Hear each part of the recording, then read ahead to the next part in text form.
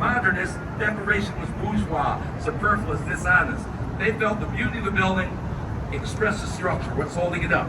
3 words for modernism: skeleton, skin, space. That's all you need. Look at the building. Skeleton is a frame holding it up. Skin is the glass curtain wall. You hang off that frame. In space, maybe what? And you know this from modern cities, 90% of the time, everything seems to be a box, a square.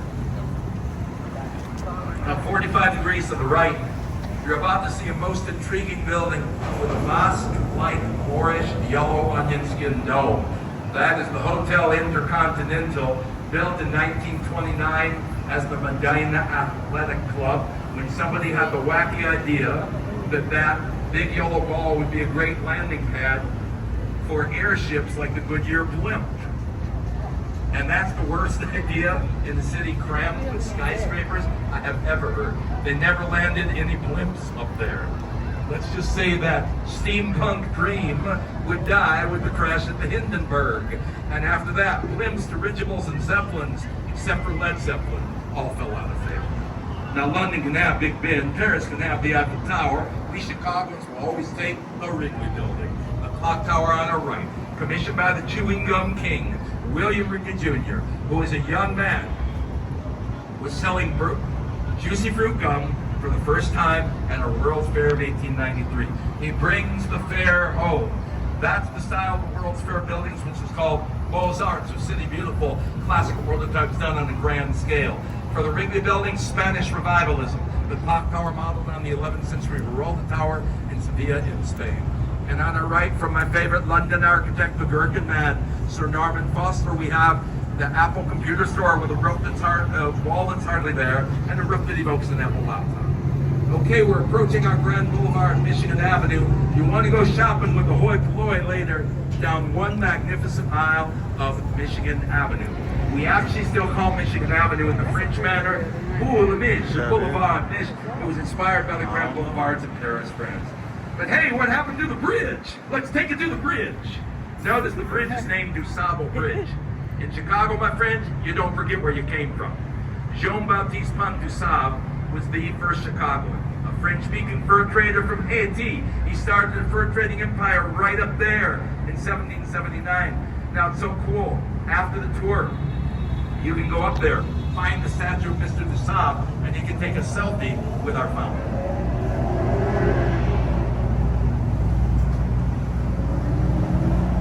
This feels something like here, baby. 485 degrees off the left bow, the Beaux-Arts City Beautiful influence of the World's Fair. Design in the Jewelers Building with cupola dome and classic water tanks. Inspired by a 15th century Italian monastery. The Sacrosa de Pavia, been built here for the diamond trade. Movie fans, you might remember Christian Bale as Batman, sitting on that water tank at the end of the first of the trilogy, Batman Begins. He's sitting looking out over his city. I think he's thinking, whoa, Chicago makes a pretty cool Gotham City. Now look directly ahead of you from Spanish architect Ricardo Bofill. There's a soaring skyscraper with a Greek temple A-frame roof, 77 West Wacker Drive. And it's doing something called double coding. It's mixing classic and modern elements. I mean, look at that building.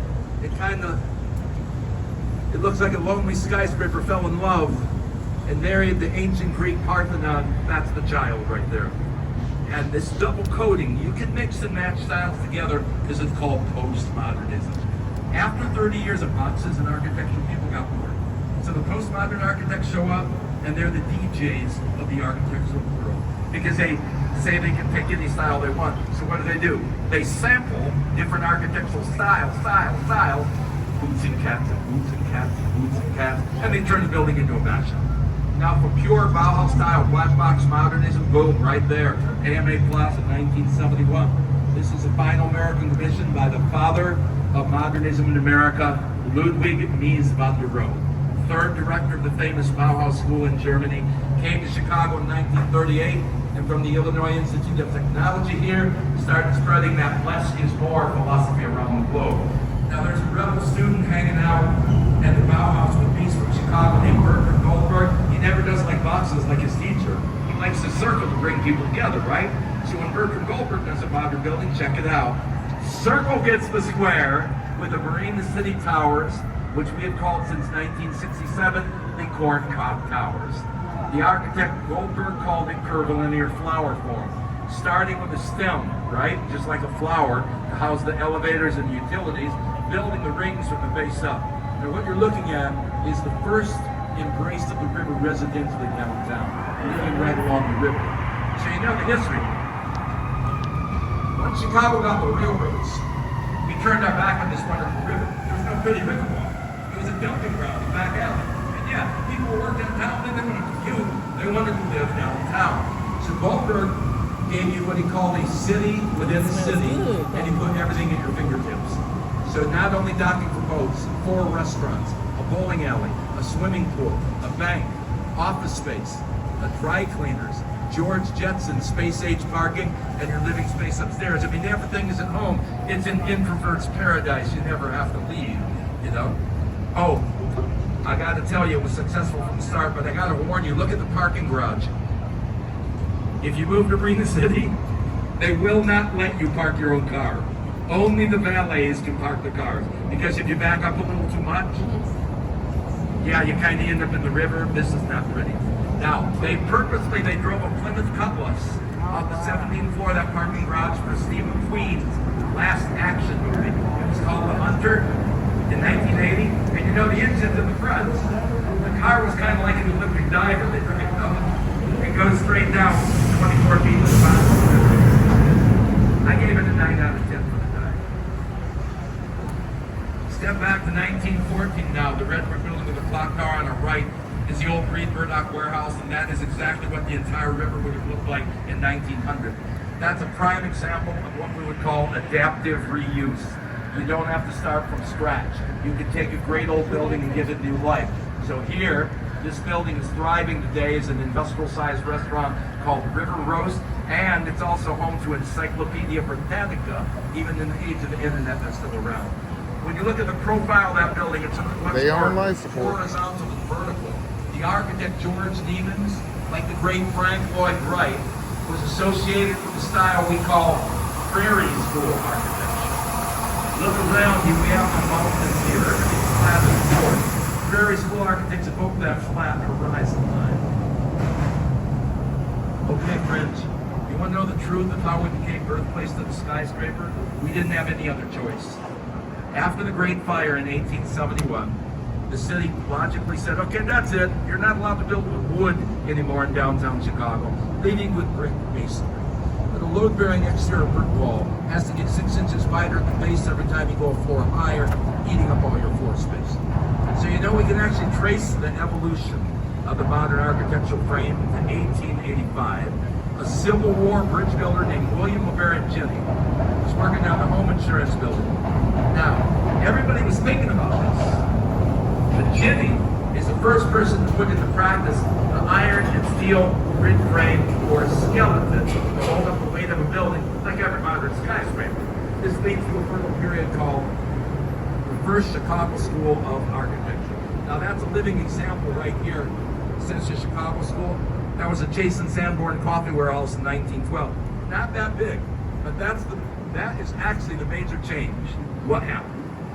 From a load-bearing wall to a skeleton support the weight. And I'll tell you what, when you look at that little building, it's only a hop, skip, and a jump from those Chicago School buildings of the late 1800s, early 1900s, to the 100-story and plus skyscrapers we have today. Get ready for the style that put the roar and the roaring 20s coming up on our right. Art Deco, the 1930s Chicago Merchandise Mart. Art Deco is a streamlined, sleek machine-made look. Came flying out of Paris, France in 1925. You talk about Art Deco, you can think of the writer F. Scott Fitzgerald, The Great Gatsby, The Jazz Age.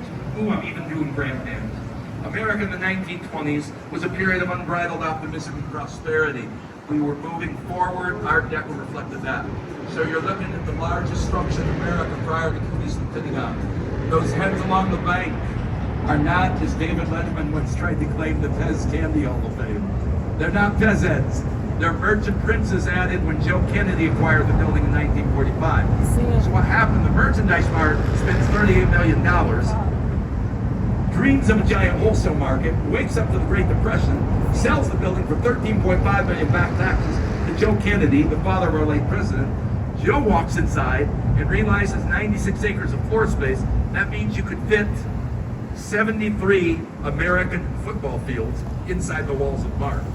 A lot of space. Pioneers the idea of the trade show and furniture design industry right in there. Get your cameras ready. You can't take a bad picture here at Wolf Point, the confluence of the three branches of the river. We approach from the main stem or east, north branch right, south branch left. Birthplace of downtown. It's been the showplace for our greatest architecture since 1983, and the 333 West Wacker Drive or Nuveen building by Colton Cutters and Fox. Can you see this is contextualism again? Everything is about the river. The arc follows the bank. The glass reflects architects and skyline. You can say this building set the bar pretty high back in 1983 and said, yo, you're going to build around me, you bring your A game. And everyone has. Let's start with the building right in front of us. The red sculpture is by Spanish architect Santiago Calatrava. It's called Constellation. The building is River Point. The arch at the bottom inspired obviously by the great arch of St. Louis, Missouri. Look how the arch is complemented with inverted parabola up at the top. You see the shape of that building? You know who really understands it? Little kids. Yeah, they took one look at the building and gave it the cool nickname, the Hot Pocket Sandwich Building, because it looks like the microwave heating sleeve for a popular American pastry. Now, when little kids came up with that nickname, I said, that's brilliant, because I would like you to consider this. Why do you think we give buildings nicknames? What's going on with your brain?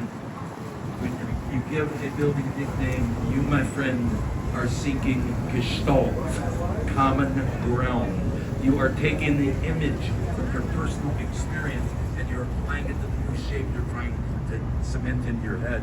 And just like those little kids with their Hot Pockets wrapper, famous architect and a famous structural engineer in Chicago woke up one day with a bundle of sticks in their head wrapped together for string. Had to do something with that bundle of sticks, so what did they do? That was the image in their mind when they did the tallest building on the planet Earth for the next 24 years, the Sears Willis Tower. Yeah. We're going to see on the south. Androids like that. We're just a bit of the They North always Branch. let you down when you need Working them in most. Industrial River, but it is the roots of a residential renaissance. Wood Point, the Wood Point complex, Wood Point South is already named Salesforce, same company that the tallest building in San Francisco. Oh, that's a West functional Denise, are drawbridge. residential. People are moving back A into the functional city. drawbridge. A pioneer in downtown living was a salmon-colored building on our left, Harry Weiss's 1981 Fulton House. 4-foot thick masonry walls. Built in 1898 as the North American cold storage warehouse and refrigerated for 70 years. So before Harry could punch windows for condos, he had to defrost the entire building for 6 months and take out 500 truckloads of ammonia, brine, horsehair, and cork insulation. And then Harry Weiss went to Amsterdam. He was always traveling the world for ideas, so he's in Amsterdam. He sees these charming fishermen's cottages. He comes home and he does a postmodern twist on the modern townhome with his river cottages coming up left. There are only 4 of them right here, and if I could afford to live here, there's only 4 river cottages, I would never leave. But somebody sold number 3. They were built in '88. Only one person ever moved, but they sold for $2.25 million for in 2015. Maybe 4,500 square feet of space. Now the architect Harry Weiss was going to live here himself back in '88. And his friend said, are you goofy, Harry? Who wants to live on that dirty river? Harry answered, water is a magnet, it will draw people to it. I think Harry Weiss understood the psychologist Carl Jung. But we humans, Spock, have I a couldn't unique imagine archetype having in a the brain. balcony on that. We long for the Come sea, out. the great blue, the azul. And if you don't have an ocean nearby at home, stick with me in Chicago a bit longer, my friends. And the day may come for you, as it came for me when I woke in this city singing, a river is enough, a river is enough. El Rio es suficiente, a river is enough. I'll leave you with that. That's a lot of information. Let's take a break and go have a drink with Randy the bartender, use the restrooms. We're going to turn the boat around now. We want to head south where the tall buildings live. Thanks for your time and attention. I'll be back. Hey, I'm going to get some Gatorade, and then if you have any questions that we have, we'll take them off mic until we're heading south. Thanks, folks.